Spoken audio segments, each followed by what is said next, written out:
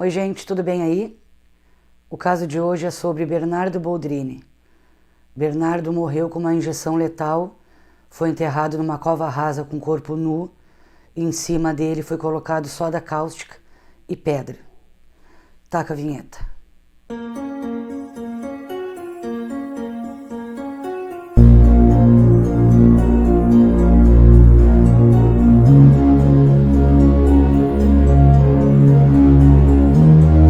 Bernardo Boldrini, em 2014, no ano da morte dele, tinha 11 anos. Ele morava em Três Passos, no Rio Grande do Sul, com o pai, Leandro Boldrini, e a madrasta, Graciele Ugolini. 4 anos antes, em 2010, Bernardo perdeu a mãe, Odilaine. Ela se deu um tiro dentro da clínica do pai do Bernardo. Quando a mãe dele era viva, o pai já era assim. Claro que depois que ela tirou a própria vida, piorou. Porque quando ela era viva, ainda tinha ela para cuidar do filho. Quando ele ficou aos cuidados do pai e da madrasta, aí começou o terror na vida dele. Esse caso não é triste só por causa do dia 4 de abril de 2014, quando mataram o Bernardo. Esse caso é triste porque desde sempre ele foi torturado, negligenciado, ele passava fome, ele passava frio, ele nunca recebeu o amor do pai, nunca. Na verdade, o pai dele tratava ele como um lixo, como um estorvo, como ele mesmo falou. Bernardo foi acolhido pela comunidade de Três Passos, uma cidadezinha pequena, com pouco mais de 20 mil habitantes. Vizinhos, moradores próximos, davam roupa, sapato, lanche para a escola, porque o pai dele não sabia quanto era o número, qual era o número do pé dele. Então era normal o pai comprar tênis 3 números a mais do pé do Bernardo. Roupa ou era menor ou era maior. Quando tinha, porque muitas vezes no frio do sul, menos de 10 graus, na geada, ele ia de chinelo para a escola e de camiseta. De vários vizinhos que cuidaram dele, teve uma vizinha em especial que ficou mais tempo com ele, dando mais amparo, monitorando e ajudando, que foi a tia Ju. Bernardo chegava a ficar na casa da tia Ju 1 mês. Ele não queria ir para casa. Então, ela deixava, porque ele era extremamente amoroso, extremamente querido, adorava um carinho, adorava dar um beijo. Ele não era revoltado, ele não era malcriado, ele era um menino, pelo contrário, ele era muito, muito amoroso. Quando Bernardo ficava na casa da tia Ju ou dos outros vizinhos, o pai nunca ligou, nunca telefonou. Na verdade, o pai nem sabia aonde Bernardo estava. Eles nunca receberam uma ligação, raras vezes, porque o Bernardo ligava muito para o pai e às vezes o pai atendia. Não que o pai ligasse para o filho. Ele nunca ligou, ele nunca quis saber onde o filho estava. Ele ficava 3 dias na casa de um vizinho, mais 2 na casa de outro vizinho, e os vizinhos levando para a escola, ajudando a fazer tema, comprando roupa para dar para ele usar, dando lanche para a escola. Enquanto isso, Leandro Boldrini vivia o romance com a Graciele. Eles começaram a ter o relacionamento durante o casamento do Leandro com a mãe do Bernardo. Isso a comunidade já sabe, sempre soube, todo mundo sabia. E após 3 meses da morte da mãe do Bernardo, eles começaram a morar juntos. Leandro Boldrini era médico e Graciele era enfermeira. Se conheceram devido ao trabalho, se aproximaram devido ao trabalho deles ser da área da saúde, ser do mesmo ramo. Bernardo ganhava, como eu falei, roupa e sapato, material escolar, mochila, lápis, borracha para levar para a escola. Porque o pai, mesmo sendo médico e uma das pessoas mais ricas da cidade, não comprava, não dava nada para o filho. Não dava alimento, não dava vestimento, não dava nada. Ele pagava a escola. O marido da tia Ju deu um celular para o Bernardo, por isso que ele ligava para o pai e ele tinha um celular. O pai dele nunca deu um celular. O filho tanto fazia para ele, existir ou não. Na verdade, ele queria que o filho deixasse de existir. Tem vários episódios antes da morte dele. Vários episódios. Bernardo já estava morrendo há muito tempo. Porque torturar uma criança de 11 anos dessa maneira, o próprio pai fazer isso com uma criança de 11 anos, é matar um filho, lentamente, porque o Bernardo sofria.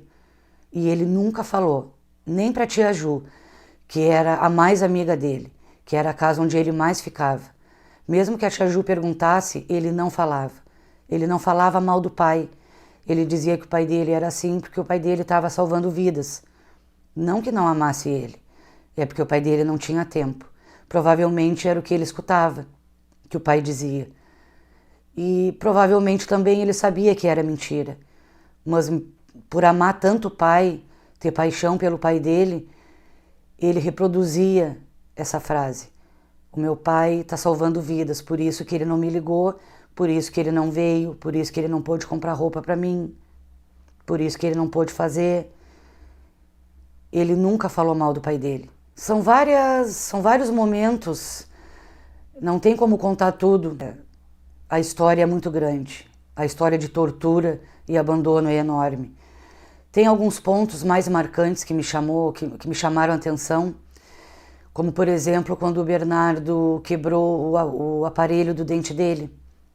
A tia Ju ligou para o pai, que nada fez, ligou para a madrasta, que também nada fez, e ainda disse que tomara que saísse bastante sangue da boca dele. Na verdade, a única coisa que o pai dele fez foi entrar em contato com a dentista e dizer: faça um tratamento onde eu não precise me envolver em nada, onde ele possa fazer tudo sozinho, que eu não precise fazer nada por ele, que ele consiga se virar. E vários outros momentos, como a tia Ju fazer uma conta na cantina da escola, falar com a coordenação da escola, abrir uma conta para ele, onde ele comprava o lanche que quisesse e no final do mês ela pagava, porque senão ele passava fome, ele não tinha comida. Na verdade, quando ele ficava na casa dele, ele não comia também. Não faziam comida para ele. Mesmo tendo empregada, não faziam comida para ele. Não queriam dar comida para ele. Então ele ia para as casas das pessoas comer. Os outros vizinhos também, que ficavam com ele, muitas vezes levavam e buscavam da escola, todos disseram a mesma coisa. O pai nunca ligou. O pai nunca procurou saber. Leandro não sabia onde o filho estava. E dava graças a Deus quando o filho saía de casa e ficava na casa dos outros, por muito tempo. Ele chegava a ficar sete dias, uma semana em cada casa, ficando durante a semana 2, 3 dias no máximo. Às vezes ele ficava mais de um mês fora de casa. Tia Ju costumava emprestar as roupas dela para ele, porque ela era magrinha e servia nele mais ou menos. Só que às vezes ela ficava com muita dó e ela ia para a loja comprar roupa para ele. Ela comprava sapato, comprava material escolar, comprava roupa de frio, porque no sul faz muito frio. E senão realmente ele não tinha, talvez nem chinelo para colocar. Aniversário do Bernardo não tinha festa. Capaz que o pai dele ia se preocupar, talvez nem lembrasse a data, nem soubesse qual fosse a data do filho quando o filho fazia aniversário. Então os vizinhos, principalmente a tia Ju, como eu disse, era a mais presente, ela que fazia um bolinho para ele. Uma vez foi perguntado para o Bernardo o que ele ia fazer, eu não lembro quem perguntou, o que ele ia fazer no aniversário dele, e ele respondeu que ia achar alguma casa para comer um bolinho, que alguém talvez fizesse um bolinho para ele. Talvez xingar um filho, brigar com um filho o tempo todo, que já é algo horrível, fosse melhor do que o pai dele fazia. Porque o pai dele não brigava, o pai dele não ligava, o pai dele não fazia nada. Ele não existia. É como se ele já tivesse morrido há muito tempo. Então lá ia a tia Ju. Bernardo chegava, ela corria, comprava um bolo, fazia um churrasquinho, para não passar em branco o aniversário dele. E ele já aproveitava e dormia lá mesmo. Muitas vezes ela colocava ele no quarto dos filhos, que já eram adultos, que não moravam mais na casa. E de madrugada ele levantava e pedia para dormir no meio deles, da tia Ju e do marido da tia Ju, o seu Carlinhos. Ele gostava de ficar abraçado neles, porque ele era extremamente carente. Ele nunca recebeu amor, depois que a mãe dele morreu, nunca mais ele recebeu um toque de afeto. E assim segue. Assim seguem os anos e é sempre a mesma coisa. Ele de casa em casa, mal vestido, maltrapilho, só não dava mais porque as pessoas davam para ele. E aí a gente pergunta, mas por que nunca ninguém fez nada? Nunca ninguém falou nada? Nunca ninguém se meteu? Não sei. As pessoas davam o suporte, tratavam bem ele, davam o amor que o pai não dava. A tia Ju perguntava muito para ele se ele não ia falar com o pai dele, se o pai dele ligou, porque o pai dele não ligou, e que ele tinha que voltar para casa. Porque lá não era a casa dele, a tia Ju queria unir a família.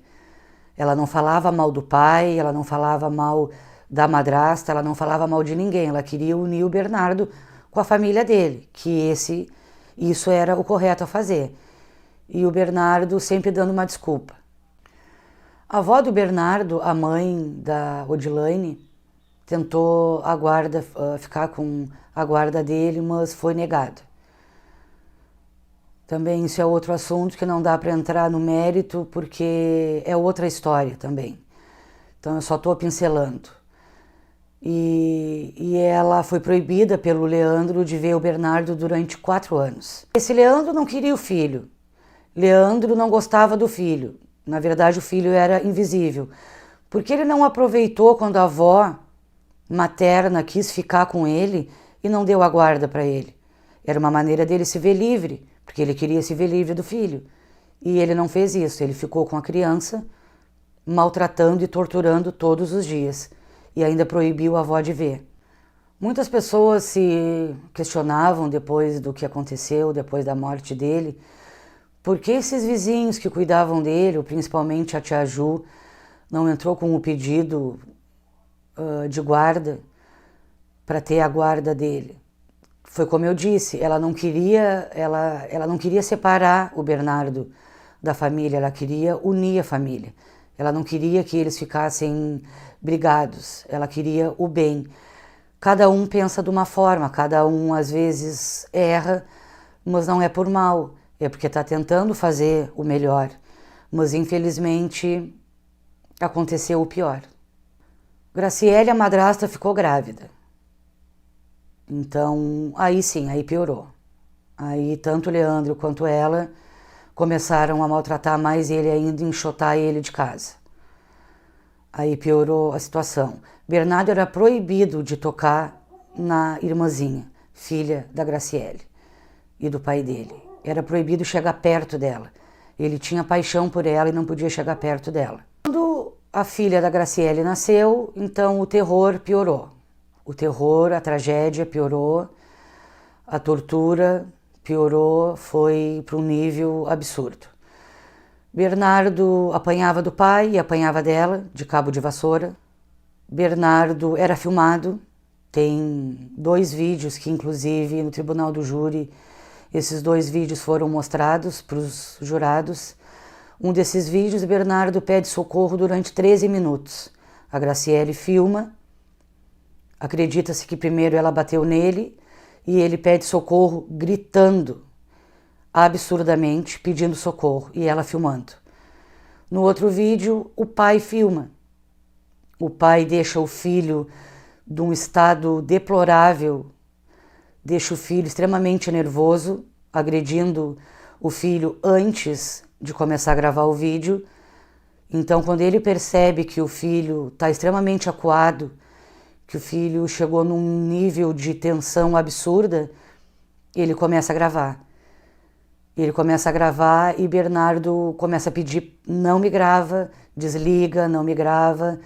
E o pai, como se fizesse aquele vídeo mostrando: olha como ele é louco, olha como ele é nervoso, olha como é difícil criar o filho. Isso na cabeça do pai, só que foi um tiro no pé, porque no vídeo é notório que ele estava fazendo o vídeo torturando, deixando o filho extremamente nervoso para gravar o vídeo, para fazer provas a favor dele que o filho era um delinquente. Só que ficou muito evidente nesse vídeo que ele estava fazendo mal, que o pai torturava o filho. Nesse vídeo, o Bernardo chega a pegar uma faca, ameaçando o pai, pedindo para o pai desligar a câmera, do estado absurdo de estresse que ele estava. Ele estava num nível de tensão horroroso. Ele pega uma faca, aí depois ele pega um facão maior que a faca e aponta para o pai dele. Mas é nítido no vídeo que Bernardo em nenhum momento ia machucar o pai dele com a faca. Era uma maneira que ele tinha para assustar o pai, para o pai sair da volta dele e parar de filmar.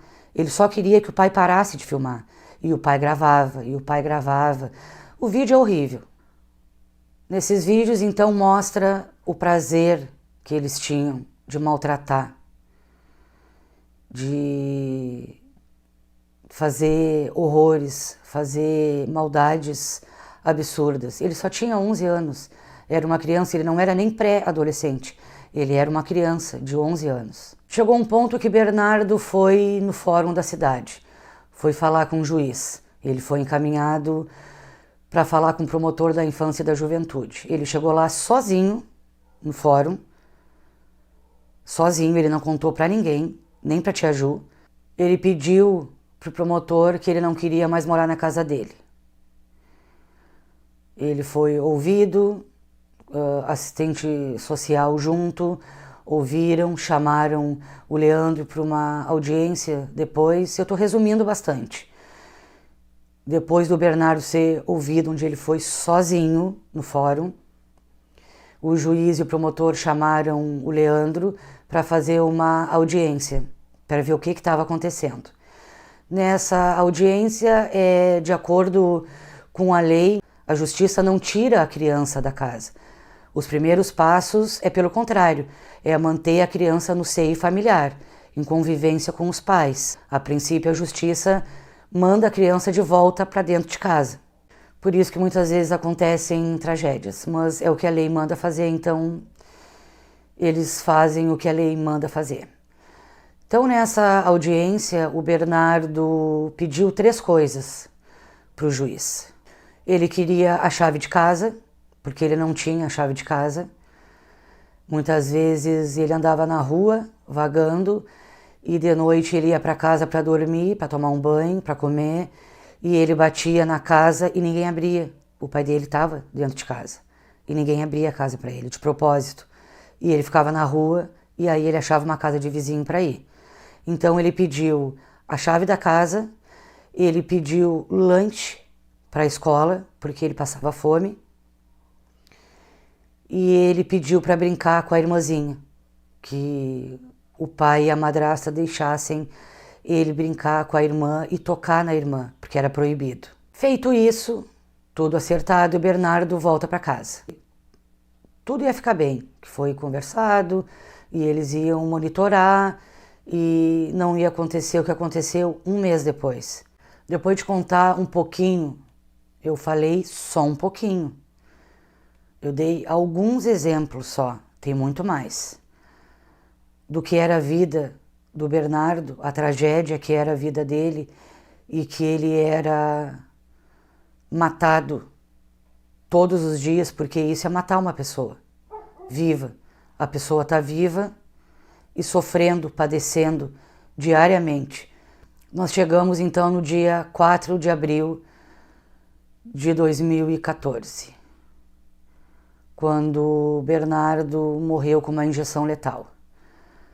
2 dias antes, no dia 2 de abril, a madrasta foi a Frederico Westphalen, uma cidade do Rio Grande do Sul, a 80 quilômetros de Três Passos.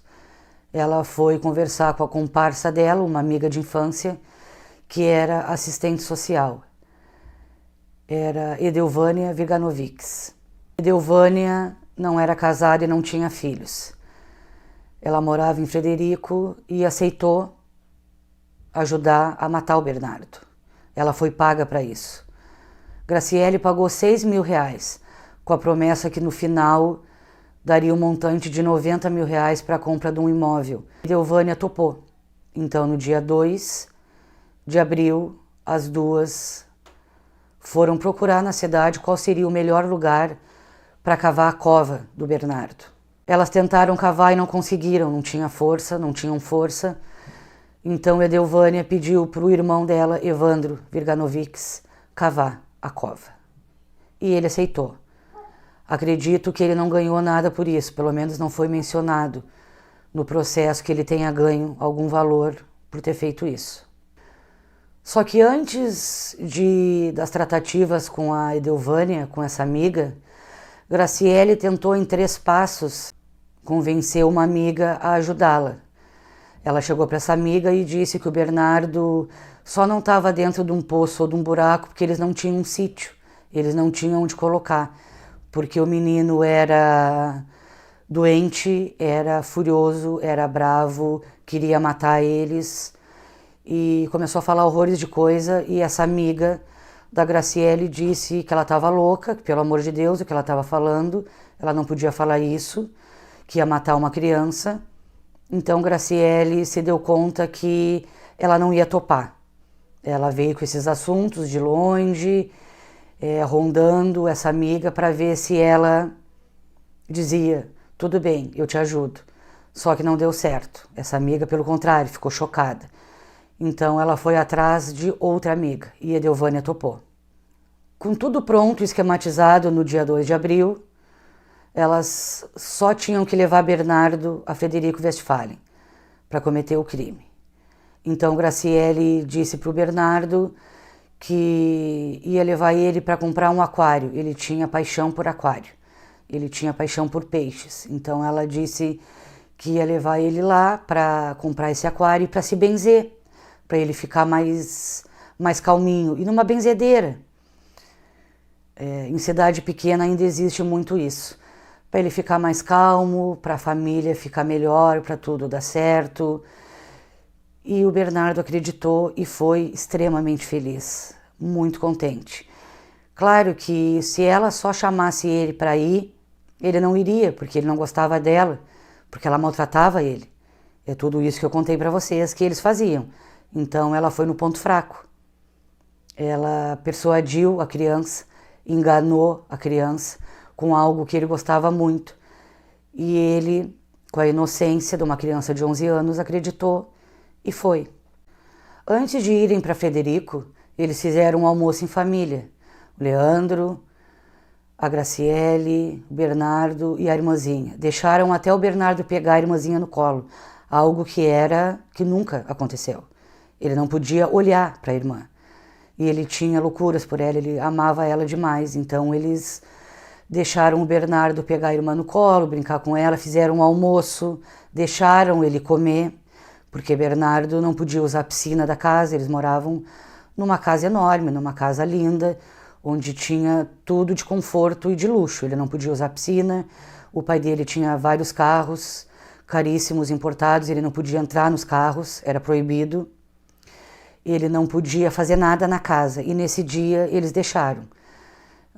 Até um detalhe do absurdo, da crueldade que faziam, eles reformaram essa casa toda, ficou mais luxuosa ainda, toda a casa, todos os cômodos da casa, por dentro e por fora.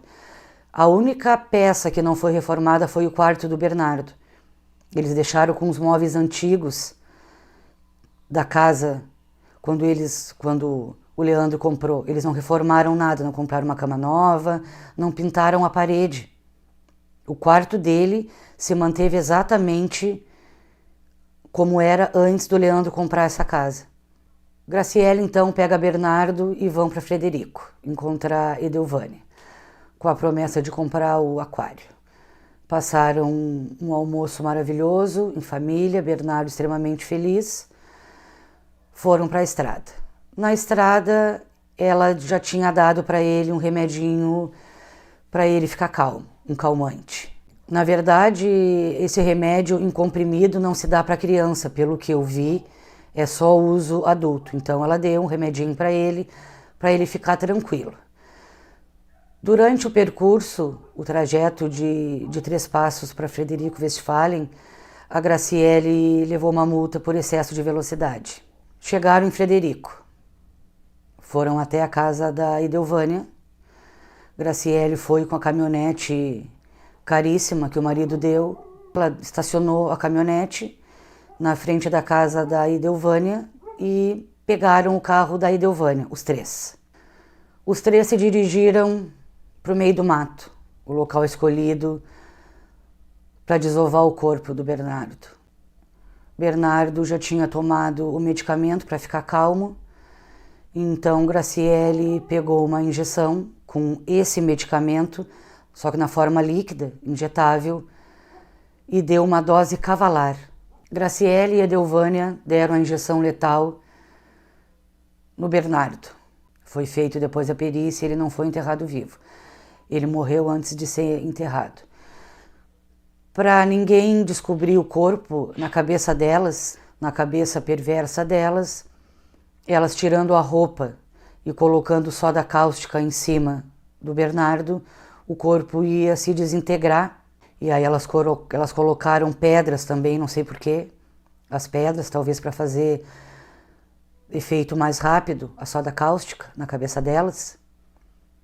E enterraram ele, taparam o corpo e foram embora tranquilamente, calmamente. Graciele deixou Edelvânia na casa dela, pegou a caminhonete, porque elas foram no carro da Edelvânia, e foi até uma loja comprar uma televisão, porque ela tinha dito para a babá da filha dela que ela ia comprar uma televisão. Ela tinha dito para todo mundo que ela ia comprar uma televisão. Ali terminou um menino chamado Bernardo. O dia da morte do Bernardo foi numa sexta-feira. Então, elas fizeram tudo, cada uma foi para sua casa. A Graciele voltou para Três Passos com a televisão, sem o Bernardo, normalmente, na sexta-feira. Passou o sábado e chegou no domingo à noite. Só que no sábado eles foram a uma festa rave, os dois. Então, no domingo à noite, o Leandro liga para uma rádio. Agora vocês vejam, ele liga para essa rádio e diz que um menino chamado Bernardo Boldrini, que achava que estava vestindo a roupa da escola, o uniforme da escola, tinha desaparecido. Achava que era com a roupa da escola. O radialista perguntou para ele qual era o endereço. Leandro disse ele morava comigo. Ele usou o tempo todo o verbo no passado. Claro, né, ele já sabia que ele tinha matado o filho, até porque ele era o mentor, ele não estava lá, mas ele era o mentor de tudo. Ele só disse que era o pai no final, quando o radialista perguntou, porque ele não falou que era o pai. E aí o radialista perguntou para ele qual o telefone que ele deixaria para contato caso o menino aparecesse, qual era o telefone dele. E ele disse que não ia dar o telefone dele, que ele achava melhor ligarem para o 190. No final, somente no final, ele diz, eu sou o pai dele. E na segunda-feira, eles foram na delegacia registrar o desaparecimento do Bernardo. Então ali, na terça-feira, começam as investigações. Primeiras pessoas que a delegada começou a entrevistar o pai e a madrasta, né? Lógico que se conversa primeiro com os membros da família. E na delegacia eles contaram que o Bernardo, sexta-feira, tinha ido dormir na casa do coleguinha.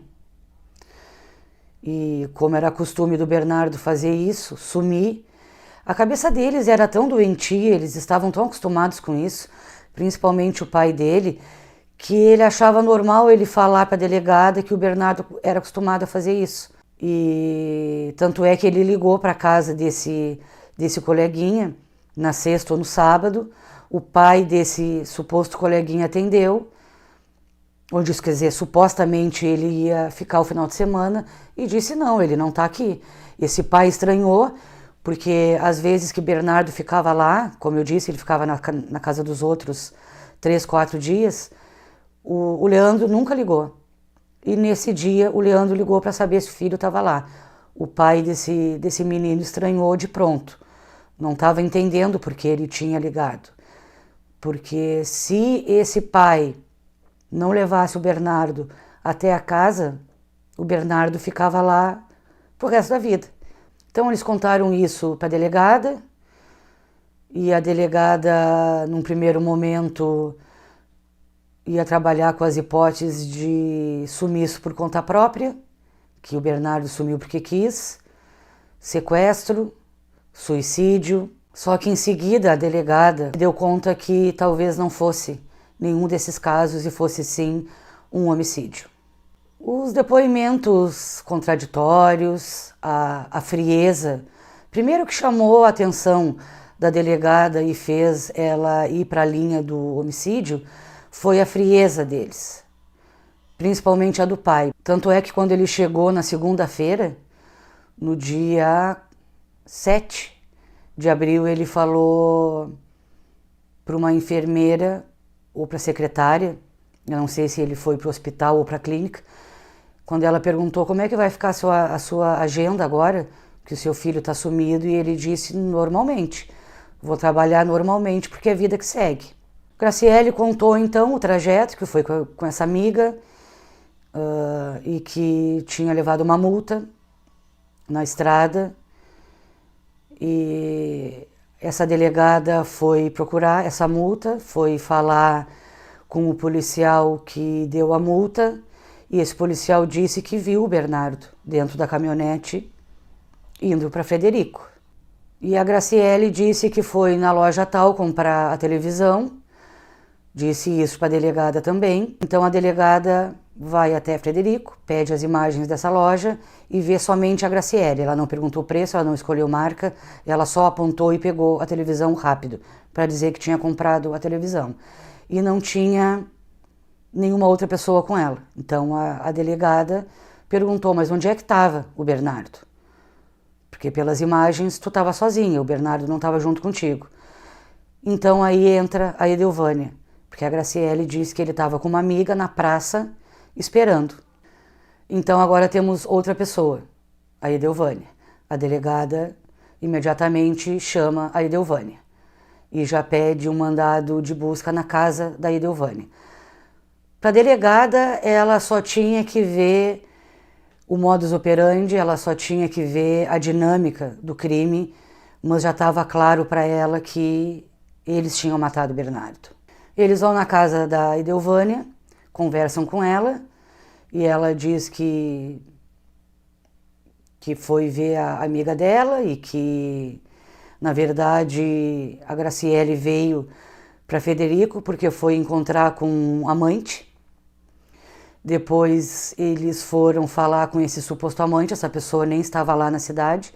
O carro que elas disseram que esse amante tinha, ele já tinha vendido há muitos anos. Foi provado que ele não tinha envolvimento nenhum e ele não era amante dela. Foi essa a primeira história, no primeiro momento, que a Edelvânia contou.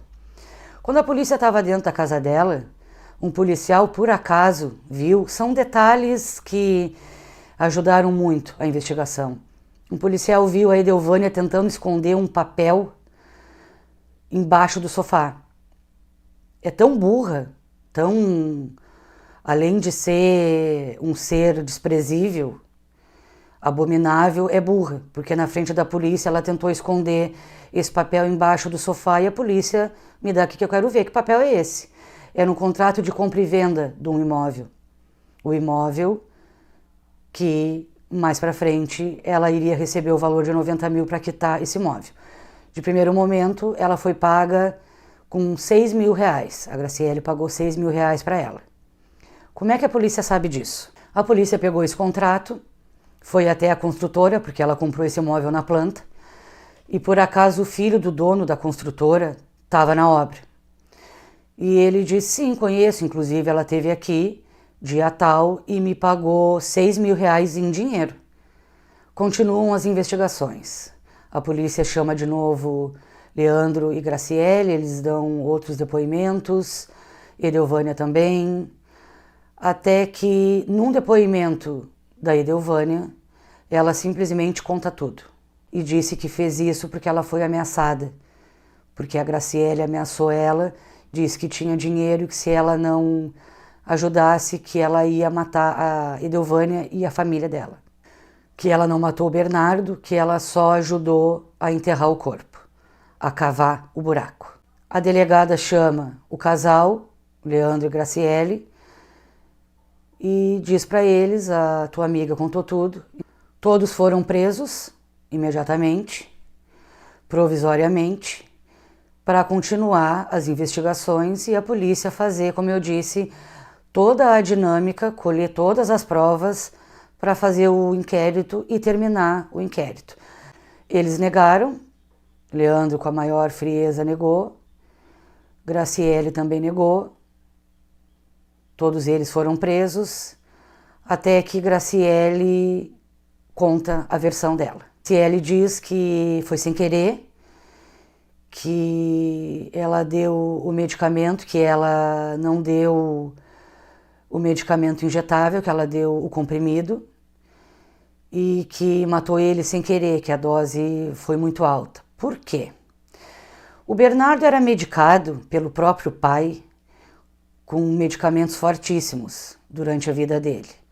O pai mantinha ele chapado, mantinha ele anestesiado. E o Bernardo tinha posse desses comprimidos e tomava na aula, os professores sabiam, a tia Ju sabia, mas o teu pai sabe disso, Bernardo? Sabe, foi ele que comprou para mim, eu tenho que tomar hora tal. Então o Bernardo era acostumado a tomar muitas drogas que o pai, por ser médico, prescrevia para ele. O que a Graciele falou? Que ele estava no banco de trás, estava muito nervoso, ele enjoava muito quando viajava, e a Graciele disse, pega a minha bolsa que tem medicamento aí, eu já te dei um, mas toma mais um então. E que o Bernardo pegou e tomou muitos comprimidos. Era difícil isso acontecer porque o Bernardo era acostumado a tomar os medicamentos e sabia que não podia tomar mais de um. E ela disse que não, que ele morreu porque ele pegou a bolsa dela, como ela mandou, em vez de tomar um, ele deve ter tomado um meio vidro de comprimido. E então ele morreu e ela, com medo do que fossem falar, que não fossem acreditar nela, ela resolveu enterrar o corpo e pediu ajuda dessa amiga, porque ela não tinha força para fazer isso sozinha. Então foi sem querer, foi um crime culposo. Então a delegada pergunta onde é que estava o corpo do Bernardo. E a Edelvânia leva a polícia lá e mostra onde era a cova do Bernardo. Aonde entra Evandro Virganovics, o irmão da Edelvânia? Porque foi ele que fez a cova, ele que cavou o buraco. O Evandro estacionou o carro perto de onde ele ia fazer o buraco. Um ex-policial, um policial militar aposentado, passou de carro por ali e viu o carro do Evandro parado. Achou estranho, até por ser policial. Eles já pensam diferente de nós, né? Ele viu aquele carro, achou suspeito e puxou a placa do carro. Então ali saiu o nome do Evandro, tudo. Como é que a polícia ficou sabendo que o Evandro estava? Porque esse policial, depois que tudo isso veio à tona, toda essa história veio à tona na mídia, procurou a polícia e disse que tinha visto um carro perto do local do crime, porque aí a polícia disse onde tinha encontrado o corpo, e esse policial disse que era o fulano de tal, que estava com um carro tal, perto onde estava o corpo do Bernardo. Por isso que a delegada ficou sabendo que existia uma quarta pessoa.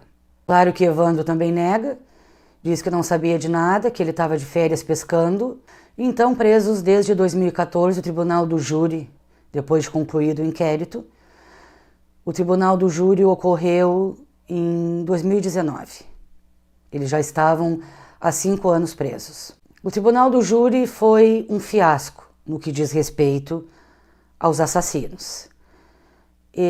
Era visível, era notório ver como eles choravam. O pai não chorou. O pai não chorou por nem um minuto, era até cômico ver o pai se defendendo. Era surreal ver ele falando. Mas os 4 em nenhum momento choraram ou demonstraram algo pela morte do Bernardo. Eles estavam o tempo todo desesperados somente para se inocentarem. E esse tribunal do júri foi mais de 50 horas. No Brasil, foi o primeiro tribunal do júri que foi transmitido na íntegra e em tempo real. Esse caso chocou nacionalmente e internacionalmente as pessoas. O tribunal do júri tá no YouTube, tá na íntegra.